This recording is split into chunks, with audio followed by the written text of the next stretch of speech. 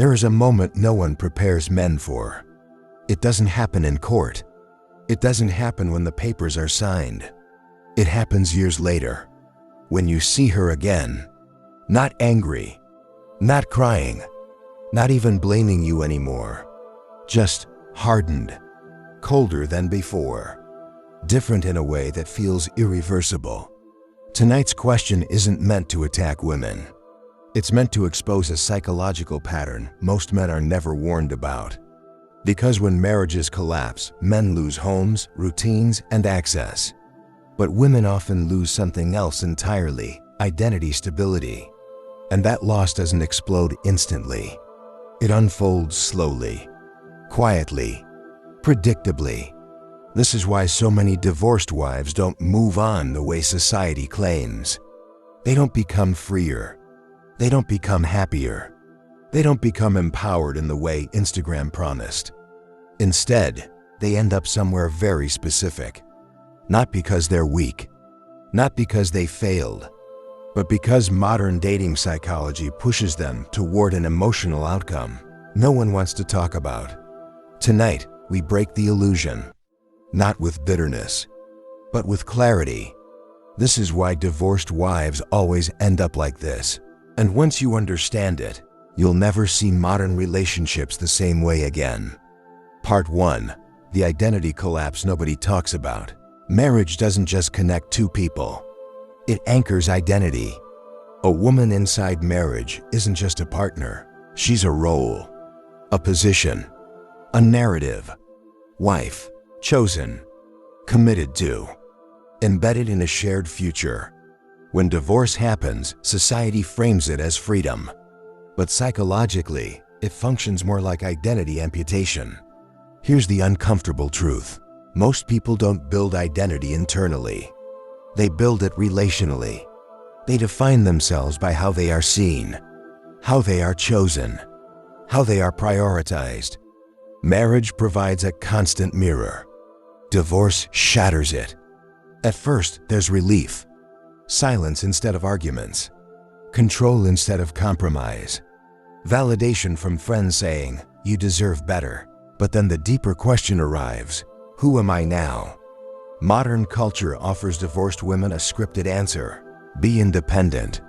Be desired. Be unbothered. So they re-enter the dating market, not healed, not grounded, but hungry for reflection. Attention becomes oxygen. Likes become reassurance. New men become temporary mirrors. And here's where the fracture begins. Because dating doesn't restore identity, it tests it. And the modern dating environment is ruthless. Men don't invest the way husbands do. Validation is shallow. Commitment is delayed. Replacement is one swipe away. So instead of rebuilding selfhood, she starts performing. Performing desirability. Performing confidence. Performing emotional availability without safety. Every rejection cuts deeper than before. Because now it's not just rejection, it's confirmation of loss. This is the first shift men notice later. She becomes guarded, reactive, suspicious. Not bitter, but braced for disappointment. Divorce didn't free her. It exposed her to an environment she wasn't psychologically designed to thrive in long term. And the deeper she goes, the harder it becomes to return. Part 2. The emotional inflation trap. After divorce, many women don't become colder immediately. They become more intense, more expressive, more demanding, more emotionally vigilant. This isn't entitlement. It's emotional inflation. Here's how it works. Marriage normalizes emotional currency. Affection, reassurance, security, they're stable. After divorce, those same emotional needs don't disappear. They become unregulated. So the divorced woman unconsciously seeks higher doses of validation to feel the same level of emotional safety she once had. More texts, more affirmation, more emotional availability faster. But modern men, especially high-value men, don't operate this way. They test slowly. They invest cautiously. They pull back at emotional pressure. This creates a deadly feedback loop. She leans in harder. He distances further. She interprets distance as abandonment.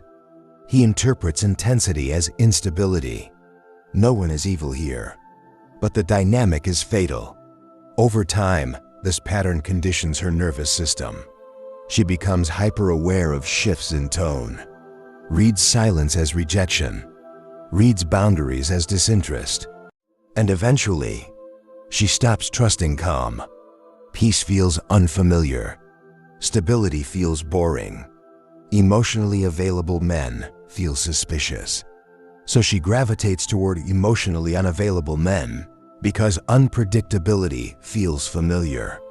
This is why many divorced wives don't settle down again, not because they don't want love, but because their emotional calibration has been distorted by loss, pressure, and modern dating chaos.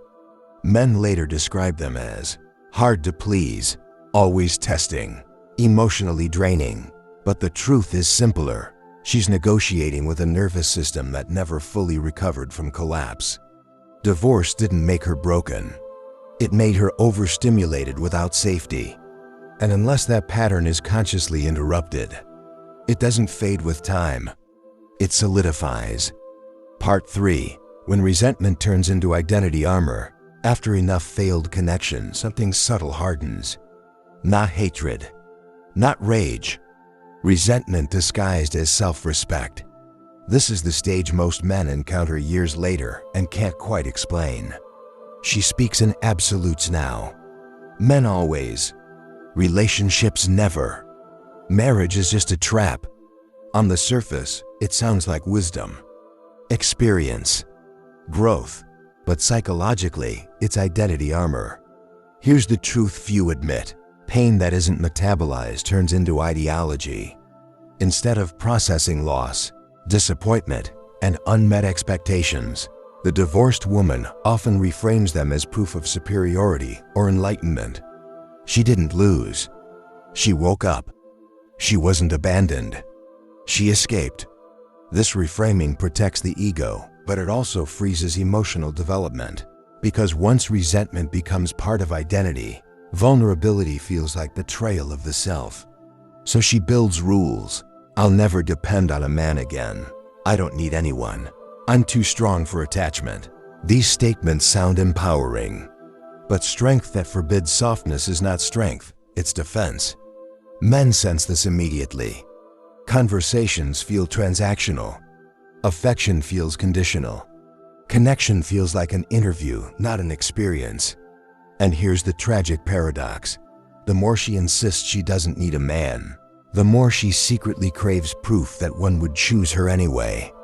But no healthy man wants to fight resentment for access to intimacy. So what happens? Casual situations increase.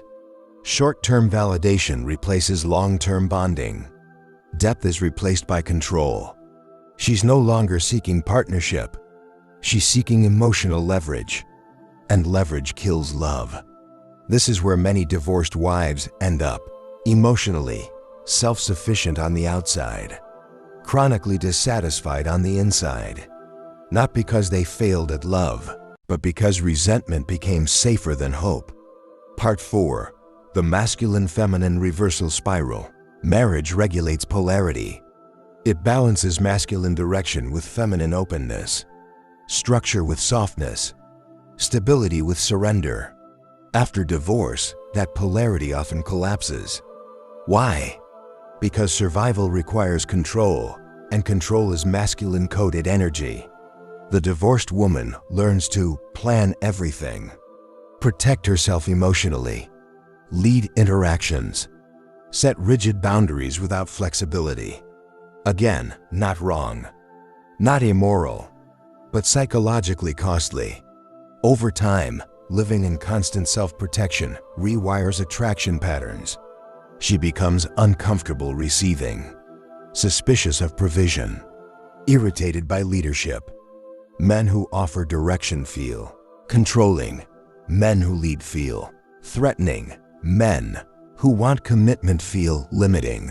So she attracts and selects passive men. Men who don't lead. Men who don't commit. Men who don't challenge. At first, this feels safe. No power struggles. No dependence. No risk. But safety without polarity breeds boredom. And boredom breeds contempt. So she oscillates, rejects strong men for feeling unsafe, resents weak men for feeling uninspiring. This is the spiral. From the outside, people say, she just has bad taste in men. But the truth is deeper. Her nervous system no longer recognizes healthy masculine presence as safe. It associates masculinity with loss, authority with disappointment, leadership with abandonment. So she stays in control and stays unfulfilled. This is one of the most painful endings, not loneliness, but desire without direction, wanting connection, but being repelled by the very structure that makes it possible. Part 5. The silent grief no one validates. There's a grief divorced wives rarely speak out loud.